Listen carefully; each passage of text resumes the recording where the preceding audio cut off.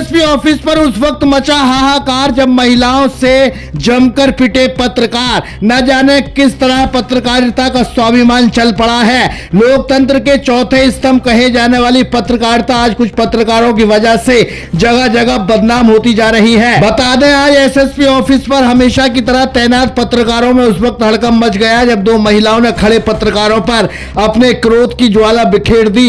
Alan फालन में एक पत्रकार महोदय दौड़कर फरियादियों के बेड़े में पहुंच गए, जहां से उन्हें खींचकर बाहर कर दिया गया। उसके बाद महिलाओं ने पत्रकारों को सूतना शुरू कर दिया।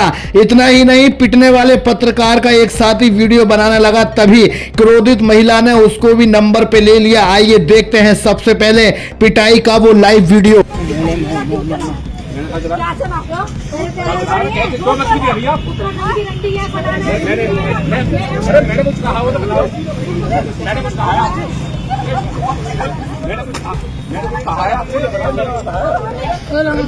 वीडियो बना दो मैंने कुछ कहा है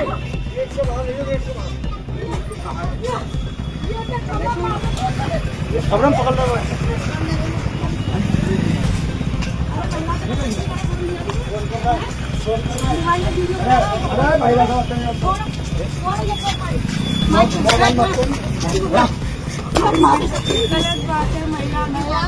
देखा आपने किस तरीके से महिला का गुस्सा साथ में आसमान पर जा रहा है। आखिर ऐसी क्या वजह हुई जिसके बाद महिला ने इतना बड़ा कदम उठा लिया? इस पूरी घटना पर महिला ने क्या कहा है, आइए देखते हैं इस रिपोर्ट में। किशोर, आरपी अग्रवाल, वकील अहमद, इन लोगों का अपना चैनल है क्रांतिकारी खबर के नाम से और हितैषी की जंग के नाम से। ये लोग कई दिनों से मुझे लगातार टॉर्चर करते जा रहे हैं और कई बार इन्होंने मुझसे कहा है कि हमारे साथ शामिल हो जाओ। एसएसपी ऑफिस के बाहर काफी लोग आते हैं, बहुत मोटी मोटी मुर्गियां आती हैं, आपका भी कमाई हो जाएगी और हमारे भी साथ जुड़े रहोगे तो अच्छा रहेगा, आपका भी काम सही चल जाएगा। मैंने इनको मना किया, मेरे को ऐसे कोई काम नहीं करने हैं। मैं समाज सेवा करती हूँ और लोगों के लिए काम करती हूँ। मैं एक पत्रकार हूँ और एक संगठन, मैं मेरा जो संगठन में प्रदेश अध्यक्ष भी हूँ अपने संगठन की। मैं ये काम कभी नहीं करती। मैं गरीबों की मदद करना जानती हूँ, लोगों को लूटना नहीं जानती हूँ। मैंने इनको मना किया तो ये मेरे लिए कई बार इन्होंने अभ्यर्थ शब्द, ऐसे ऐसे गंदे गंदे शब्द इन्होंने मेरे लिए प्रयोग किए और कई बार मेरे नाम से मेरे वीडियो मेरे निकाले इन्होंने और मैं कई बार इनको समझा चुकी, पर ये लोग नहीं मानते। जहाँ भी मिलते हैं मेरे को ये उल्टा टॉर्चर करते रहते हैं। मेरे को कई बातें इन्होंने गलत कही, मैं बर्दाश्त करती रही। अभी कल ही मेरे एक वीडियो इन्होंने फिर से दोबारा इन्होंने मेरा वीडियो निकाला और मेरे नाम से मेरे लिए उसमें कि उत्तराखंड की है ये ऐसे करके कई चीज़ें इन्होंने बोला है, जिससे मैं दिमागी तौर पे काफ़ी हूँ। इसी बात को लेके मैं आज सीओ साहब के पास गई थी और सीओ साहब से मैंने अपनी शिकायत करने की अपनी एप्लीकेशन देने गई थी, लेकिन सीओ साहब नहीं मिले। तो मैं उसके बाद सिविल लाइन गई और सिविल लाइन में मैंने अपनी एप्लीकेशन दी वहाँ पे। जब मैं वहाँ से देके वापस आ रही थी तो ये बोले कि सुबह से खड़े हो, क्या कर लिया तुमने, तुम क्या कर लोगे, हमारा कुछ नहीं बिगाड़ सकते तुम। और वकील अहमद जो है वो तो कहता है कि कुछ भी नहीं कर सकते तुम्हारा। मैं तो खैर वकील अहमद इतना वो कहता है कि बोल के जो एसएसपी जादव ने वो मेरे रिश्तेदार हैं, वो मैं सबको देख लूँगा। हमें बार बार टॉर्चर करता है, ये मुझे टॉर्चर करता है बार बार, पता नहीं किस बात पे ये मुझे टारगेट पे लगातार लेता जा रहा है। और मेरी एसएसपी साहब से, कप्तान साहब से, एसएसपी सभी से मेरी लगातार रिक्वेस्ट है कि ऐसे लोगों को सजा दी जाए जो हमेशा एसएसपी ऑफिस के बाहर खड़े रहते हैं, ऐसे लोगों को टॉर्चर करते हैं और उनकी वीडियो बनाते हैं और उनसे पैसा वसूल करते हैं। गरीब हो कोई भी हो, हर किसी को ये अपना टारगेट बनाते हैं और मेरी रिक्वेस्ट है कि इनके खिलाफ कार्रवाई की जाए। सुना आपने, यह है रजनी राघव जो एक पत्रकार भी हैं, वही कलम की ताकत संस्था की पदाधिकारी भी हैं। इनका कथन है कई दिनों से ये पत्रकार ग्रुप अपने यूट्यूब चैनल क्रांतिकारी पर कालचक्र शो के माध्यम से इन मोहतरमा के अनमर्यादित वीडियो चला रहे थे, जिसके संदर्भ में इन्होंने इनकी शिकायत भी थाना सिविल लाइन में करी है। महिला पत्रकार की ओर से बताया गया है आज वो इनकी शिकायत लेकर सीओ तृतीय से मिलने आई थी, तभी वहां खड़े पत्रकारों ने उन पर अभद्र टिप्पणी करना शुरू कर दी, जिसके बाद महिला ने यह स्टेप उठा लिया। क्या थी वो अनमर्यादित वीडियो, आइए देखते हैं इस रिपोर्ट में। लेके आया हूँ, सुनिएगा। कि उत्तराखंड के पहाड़ों से एक सुंदरी अलीगढ़ आई, चिकन बिरयानी का चस्का लगा, आबो हवा गई उसे भाई, आबो हवा गई उसे भाई। यहाँ नहीं कोई व्यापार, कहाँ से खर्चा चल रहा, इस पर करना सभी विचार। जय अग्रवाल समझाए किराए पर ले राज छुपा है ऐसा, गुप्त जांच करो श्रीमान।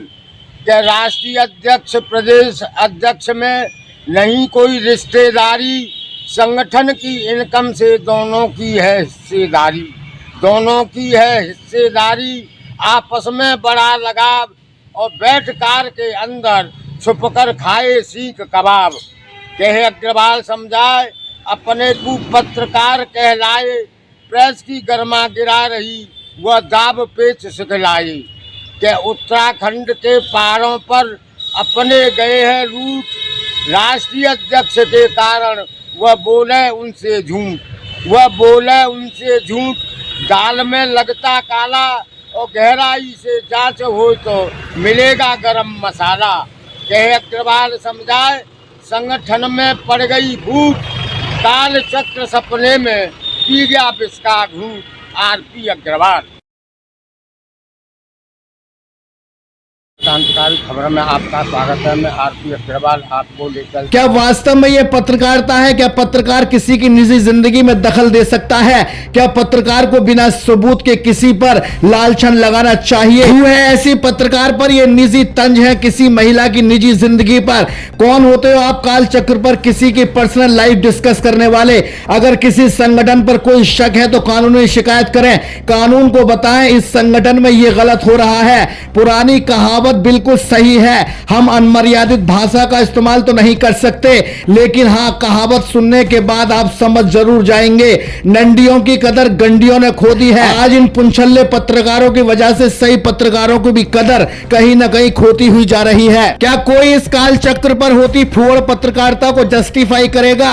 यह अपमान है उस महिला की अस्मत का जिसको पत्रकार ग्रुप चैनल पर सरेआम रौंद रहा है। इतनी भी तमीज नहीं है, किसी की पर्सनल लाइफ को सरेआम रुस्वा करना भी कानूनी जुर्म है। कौन होते हो आप उसकी सुबह शाम की रैकी करने वाले? शर्म आनी चाहिए। ये वो पत्रकारिता है जिससे पत्रकारिता जैसा पवित्र रुतबा धूमिल होता जा रहा है। क्या मतलब है एसएसपी ऑफिस पर जमकर खड़े होने वाले पत्रकारों का? रजनी राघव की बात में कहीं ना कहीं सच्चाई है। जो फरियादी यहां आते हैं एक तो वैसे ही वो दुखी होते हैं, कथित पत्रकार उन्हें रोक लेते हैं, उनसे कहते हैं एसएसपी साहब हमारे दोस्त हैं, सीओ तो बिल्कुल छोटे भाई की तरह है और थाना प्रभारी मानो हमारा गुलाम है, बस तुम दाम फेंको तुम्हारा काम हो जाएगा। इस तरीके से फरियादियों को खबर चलाने के नाम पर लूटा जाता है। भला हो पूर्व कप्तान कलानिधि नैथानी का जिन्होंने एसएसपी ऑफिस के अंदर पत्रकारों के कदमों को रोक दिया था, लेकिन फिर भी कथित पत्रकार वहां डटे रहते हैं, जिन पर अलीगढ़ के तेज तर्रार पुलिस कप्तान नीरज कुमार यादव को गहरी नजर रखनी चाहिए।